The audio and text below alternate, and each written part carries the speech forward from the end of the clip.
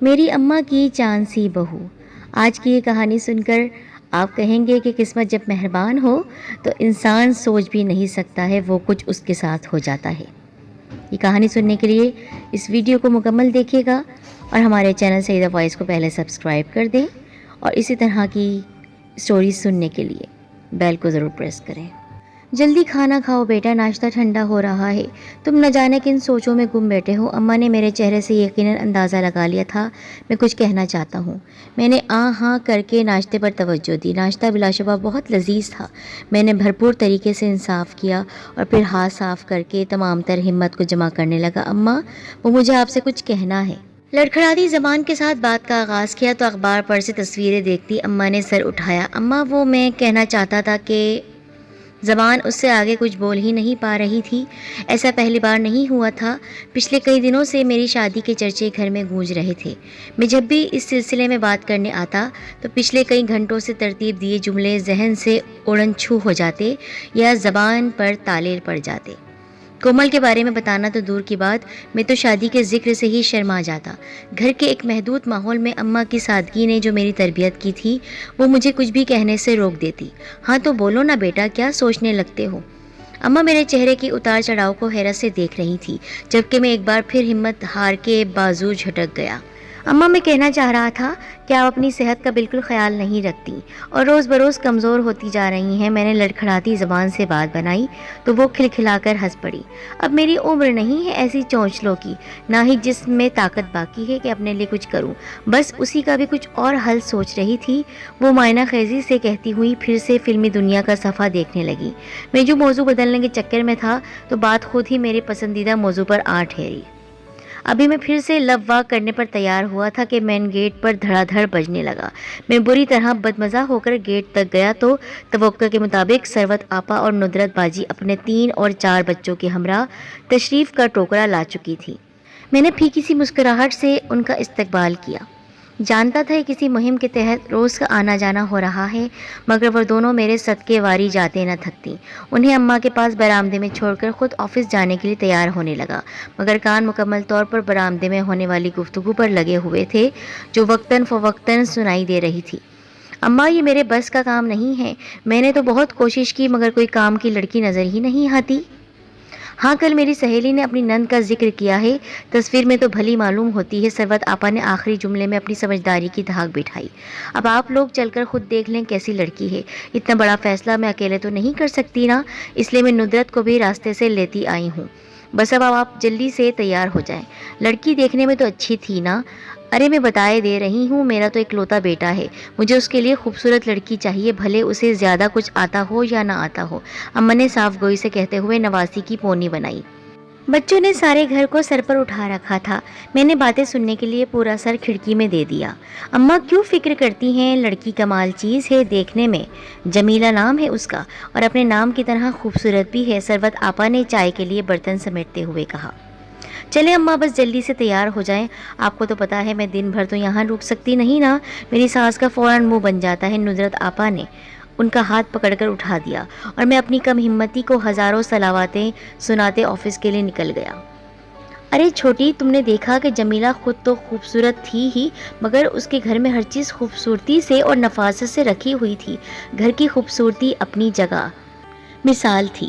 ثروت آپا جب سے آئی تھیں ان لوگوں کی تعریفیں کرتے نہ تھک رہی تھی، اور آپا آپ کو تو پتا ہے چائے کے ساتھ کھانے کی تمام اشیاء گھر میں بنائی گئی تھی اور تمام کے تمام کتنی لذیذ اور ذائقے دار تھیں۔ اماں، آپ کو کچن کے جھنجھٹ سے نہ صرف نجات مل جائے گی بلکہ کچن کی آبادکاری پر رونق اور ذائقے دار بھی ہو جائے گی۔ ندرت باجی بھی اپنے اعلیٰ بیانوں کے ذریعے ان کی ہم نوا ثابت ہو رہی تھی۔ میں پودوں کو پانی دیتا کہ نکھیوں سے ان سب کو دیکھ رہا تھا۔ تم سب لوگ سب چھوڑو، جمیلہ تھی کتنی خوبصورت، میرے عاقب کے ساتھ خوب جوڑی سجے گی، اماں نے نہال ہو کر کہا تو میرے ہاتھ سے پانی کا برتن چھوٹ گیا، مگر کسی کو میری فکر کہاں تھی، سب اپنی کامیابی پر جھوم رہے تھے۔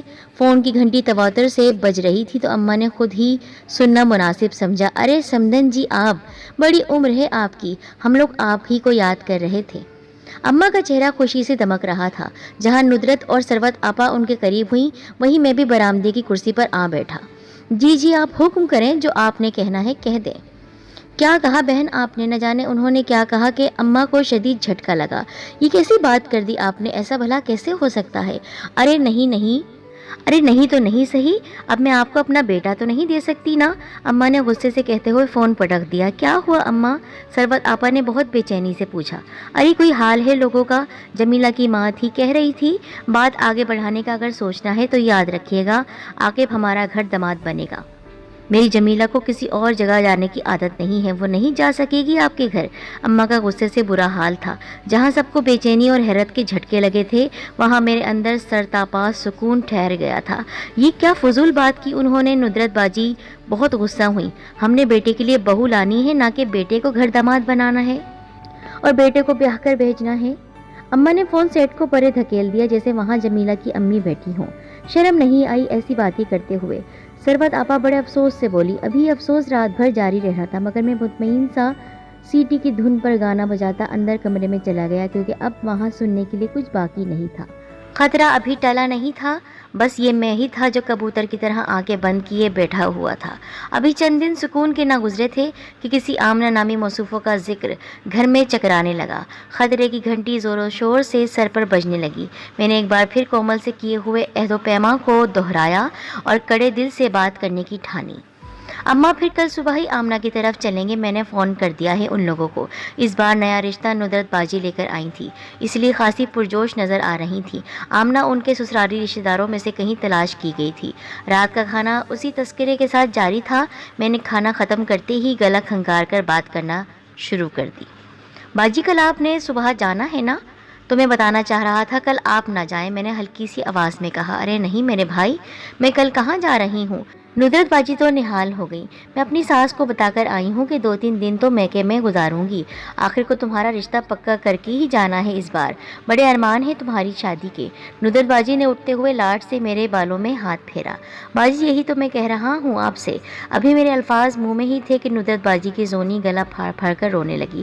صحن میں گھٹنوں کے بل گری تھی، وہ اچھی خاصی زخمی ہو گئی تھی، سارے گھر میں ایک آفت مچ گئی۔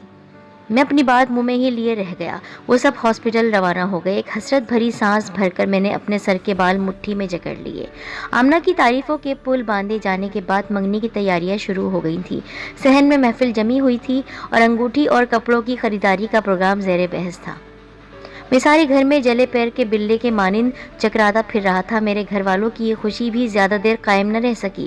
جس روز منگنی کی انگوٹھی اور سامان آیا، اسی روز آمنہ کی خالہ آ گئیں۔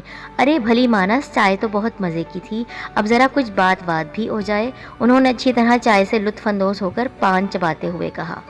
خالہ بات تو سب طے ہو چکی ہے، ہم لوگ انشاءاللہ اگلے جمعے کو آ جائیں گے شام میں۔ ندرت باجی کو کچھ زیادہ ہی جلدی تھی۔ ارے بیٹیا کہاں سب کچھ طے ہے، ابھی اصل بات تو رہتی ہے۔ انہوں نے پان کی بچاری صحن کے بیچوں بیچ پھینکی۔ تمہیں تو پتا ہے آمنہ اپنے ماں باپ کی اکلوتی ہے، اس لیے وہ لوگ آمنہ کے مستقبل کی خاطر کچھ تسلی چاہتے ہیں۔ انہوں نے اٹک اٹک کر اپنی بات کی۔ کیسی تسلی بہن؟ اماں نے بہت حیرت زدہ الفاظ میں کہا۔ آمنہ کی والدہ چاہتی ہیں اگر آپ لوگ یہ مکان آمنہ کے نام کر دیں تو اس کا آنے والا کل محفوظ نظر آئے گا، اور میرا مستقبل وہ تو کسی سڑک پر نظر آئے گا، اماں نے دہل کر کہا۔ تو آپا کو بھی یہ بات ناگوار گزری۔ پھر یہ بحث سلجھنے کے بجائے الجھتی چلی گئی اور آخرکار ندرت باجی نے صاف انکار کر دیا۔ آمنہ کی خالہ نے بے بھاؤ کی سنائی اور اماں ہائے ہائے کرتی رہی۔ اب فیصلہ یہ ہوا یہ کام کسی رشتہ کرنے والی کے ذمے لگایا جائے۔ فوراً سے پہلے رشتے والی ماسی آ گئی اور اسے اپنی مطلوبہ صفات بتا کر چاند سی بہو ڈھونڈنے کا حکم دے دیا گیا۔ ماسی شرافت تو اس کام میں ویسے ہی جانی مانی جاتی تھیں، چند ہی دنوں میں وہ اپنا ٹوپی والا برقع سنبھالتی ایک رشتہ تلاش کر کے لے آئیں۔ میری شرما حضوری اور ماں بہنوں سے جھجک ذرا بھی کمی نہیں آ رہی تھی، سو اپنی آنکھوں سے سارے احوال دیکھ رہا تھا۔ ماسی شرافت کا بتایا گیا رشتہ کسی بہت امیر اور اعلیٰ گھرانے کا تھا۔ ندرت باجی نے ڈرائنگ روم میں بیٹھتے ہی مائنہ خیز نظروں سے ثروت آپا کو دیکھا، وہ بھی اپنی جگہ مروب نظر آئیں۔ ڈرائنگ روم نہایت قیمتی اشیاء سے مزین تھا، البتہ اماں پہلو پر پہلو بدلے جا رہی تھی۔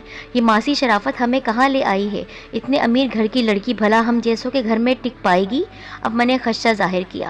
اماں صبر تو کریں، اگر لڑکی اچھی ہوئی تو یہ بات کوئی غلط نہیں ہے، چانس مس نہیں کرنا۔ مجھے لگ رہا ہے کسی حیرت کدے میں داخل ہو گئی ہوں۔ ثروت آپا نے ہر چمکتی چیز پر للچائی نظر سے دیکھا۔ ہاں اماں، آپا ٹھیک کہہ رہی ہیں، ایسے گھر تو ہم صرف ٹی وی پر ہی دیکھتے ہیں، مجھے تو یہ خواب معلوم ہو رہا ہے۔ ندرت باجی کی باتیں بھی کھل اٹھی، البتہ اماں بالکل مطمئن نہیں تھی۔ کچھ دیر بعد ایک 5 فٹ کی گیند نما لڑکی لوازمات سے بھری ٹرالی دھکیلتی اندر داخل ہوئی۔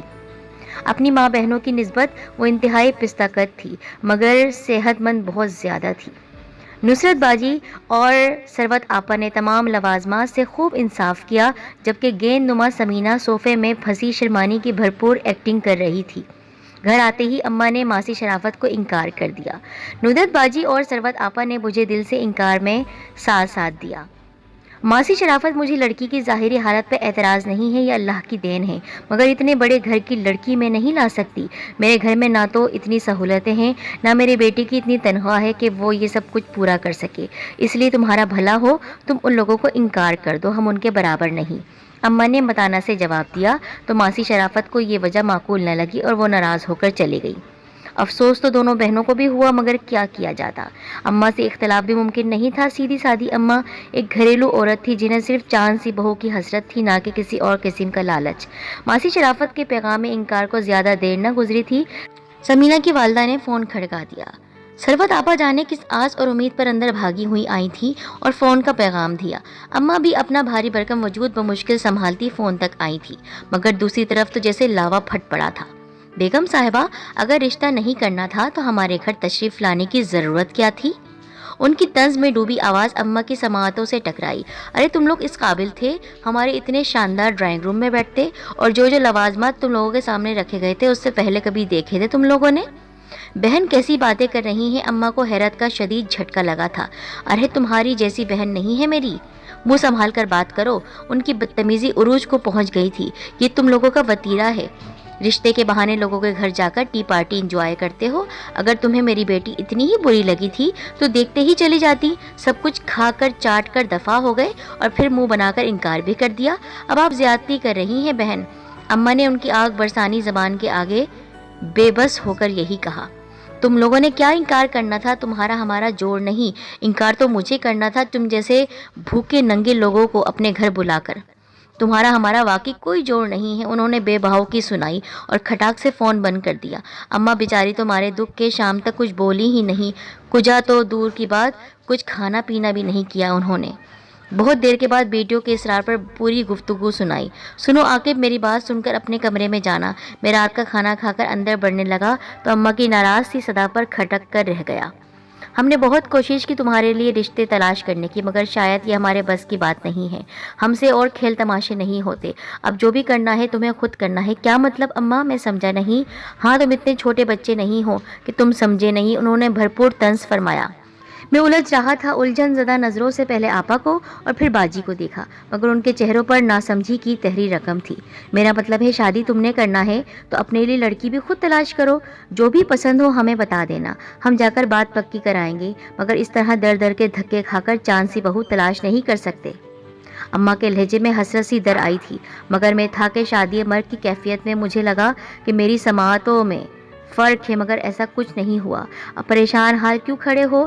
ہم بھی بہت پھر لیے جگہ جگہ اور بہت پریشانیاں بھی اٹھائی ہیں، اب یہ کام تمہیں خود کرنا ہے اور میں کوئی بہانہ نہیں سنوں گی۔ انہوں نے ہاتھ اٹھا کر بات ختم کی اور میں ہوش کی دنیا میں واپس لوٹ آیا۔ جی جی اماں، جیسا آپ کا حکم۔